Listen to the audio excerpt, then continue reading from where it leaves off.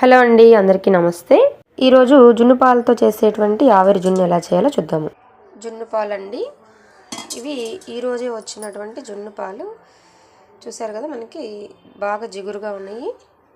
అంటే కల్తీ లేని గేదె నుండి తెచ్చిన ఈరోజే ఈనిందంటండి మా పాల ఆంటీ అయితే తెచ్చి ఇచ్చింది. చూసారు కదా, బాగా జిగురుగా ఉన్నాయి.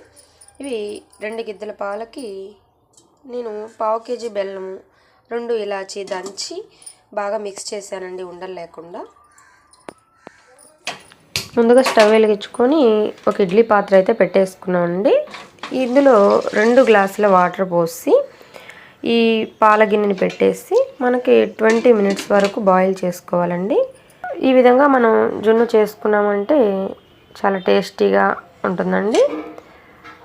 ఇలా ముక్క పడుతూ చాలా టేస్టీగా అయితే ఉంటుంది. చూసారు కదండి, జున్ను అయితే రెడీ.